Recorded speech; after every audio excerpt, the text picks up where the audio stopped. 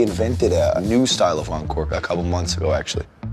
So we were walking out to What Is Love by Hathaway, you know, the song from like Night at the Roxbury, and just started shotgunning beers. And that was the encore.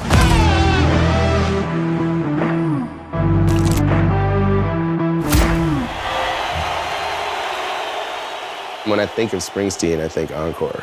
You know what I mean? He's just like the guy who never stops. Certainly he chose to make endurance part of his whole thing. It's part of the concept. It's not just one little side part of it. It kind of informs and amplifies the whole message of his music. Someday he will do a 24-hour encore, and then he may die, but that will be certainly a good way to go out. All right, this is called I'm a Rocker. I'm a Our stepdad was a big fan of Bruce Springsteen. He wanted to take Sarah and I remember him prepping us. He played for, I think, 4 hours. You know, his encores will be as long as a lot of bands' sets. He was in Minneapolis a couple months ago, and he was on his like 3rd encore, and he brought like a 90-year-old lady on stage to dance with him from the audience, and like, he's all over the place. He's crowd surfing, you know, through the crowd, and he's like 65. I've just never seen anybody give that much to a crowd, ever, in anything. I can remember that during the encore, like, you know, my stepdad like holding on to all of us. You know, it was just like his favorite thing in the world. He used to wait till everyone left except for 3 or 4 people, and the whole band would come back out, and he'd blast another 30-minute set for like 20 people. He influenced a lot of people with his choice to do these super marathon encores. Bob Dylan has done waves of 3, 4 encores at the end of a show. Robert Smith and The Cure have done these epic encores. Some performers use the encore as a place to express all that excess performative energy that they have that other people just don't have.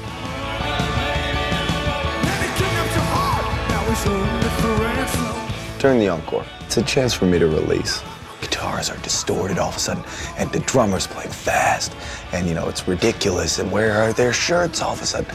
So it's an opportunity for us to cut loose.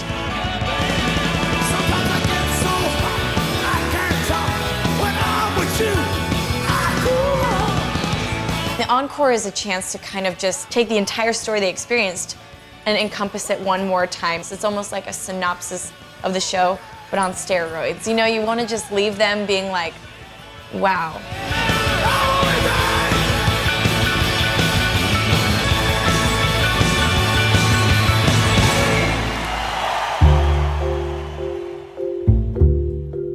The worst encore performance I ever saw in terms of overall disastrousness, not music, was when the Red Hot Chili Peppers played Woodstock '99. There were candles handed out to the crowd, a crowd that had been pent up for 3 days. People were not in a mellow, feel the vibes kind of mood, especially since it was hot sun. People had been doing a lot of chemicals. And the Red Hot Chili Peppers come out after candles have been handed out to the crowd, and the song they do is Jimi Hendrix's Fire.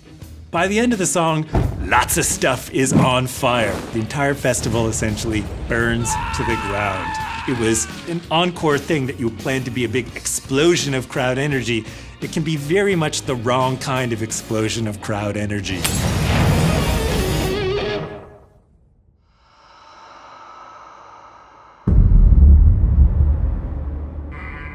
One of my favorite things to do is like the anti-encore. We used to do the Top Gun theme song for 40 minutes at Terminal 5, and it like cleared half the room, which was like, that's kind of the idea, for me at least.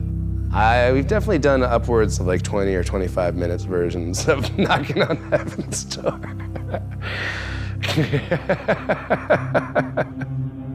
We saw Rammstein at a festival in Germany, and for their encore, the lead singer rides this device that looks like a huge penis, and then he it's all over the audience. The device does. The device does. Yeah. Just like do the whole song and then start it again and just keep going until the whole crowd kind of like files out because they know it's never gonna end. I have a friend who said, always leave them wanting less. And I have experimented with that. It doesn't work as well as leaving them wanting more. If I did have a bad show, then it's like, oh yeah, like now I'm gonna like fuck their eardrums up or something, you know, like really. That kind of stuff is kind of like where I have the most fun in the encore, where you just sort of like, let's do this tonight. You gotta entertain yourself sometimes. One of my favorite encores I've ever seen was last year on the Stevie Wonder Songs in the Key of Life tour. The audience has been through the whole gamut of emotions just because everybody has their song on that album that makes them cry. So everybody was like, you know, like puffy-eyed and like we're laughing. He was telling blind jokes and just being hilarious. Everybody leaves the stage and Stevie's out there. He's like, all right, fuck this. Stevie Wonder isn't performing anymore tonight. Now you're gonna watch a guy named DJ Tick Tick Boom, and that's me. Give it up for DJ Tick Tick Boom. And everybody's like so confused. They're kind of like, okay, DJ Tick Tick Boom. And we're all screaming, and then he just starts to like DJ through his like catalog of like other hits that he's had. He was like his own wedding DJ for his like his own life.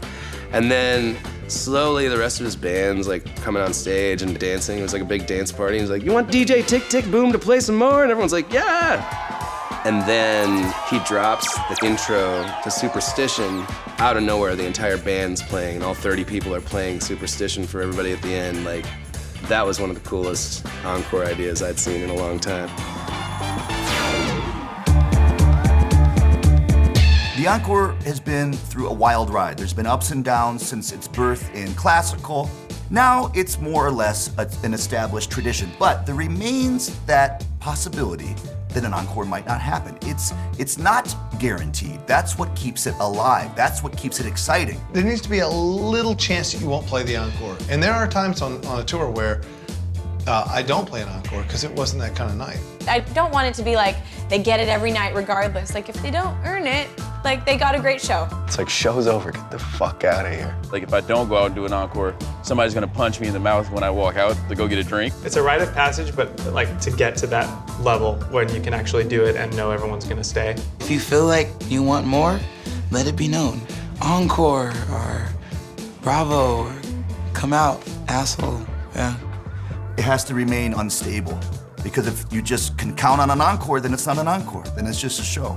And it's a way to sort of stop things after the excitement has happened and kind of go, did you guys enjoy this? You could do something that you wouldn't necessarily do as a part of the show. We're always thinking of ways that we can either surprise people or, I don't know, maybe poke a little fun at the institution. I want to do the whole bring the girl out, you know, take her shirt off, do the whole like R. Kelly thing, make out, dry hump her, and then, then maybe that'll be the encore, We asked the audience after the last song to be silent. We walked off stage and we stood for what felt like an eternity. And then when we walked back on stage, they just erupted. We invented a new style of encore a couple months ago, actually. So we were walking out to What Is Love by Hathaway, the song from like Night at the Roxbury, and just started shotgunning beers. And that was the encore. And that's it. I've never thought about the encore so much as I just have now. So I'm probably gonna think about it now for another 2 or 3 weeks. Come up with some other stuff.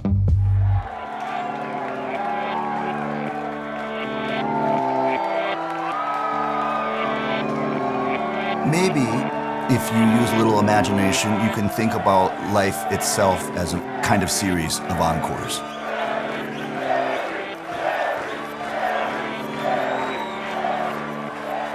There's a time right now where if you give everything you have, it will make something happen. How many times do we get those opportunities in life to be able to give everything, where it actually has an impact? It doesn't happen all the time. I don't know if it could happen all the time, but when you do have the chance and you can realize it, you have to give everything you have. It's not a choice then, you're obligated by this gift of existence.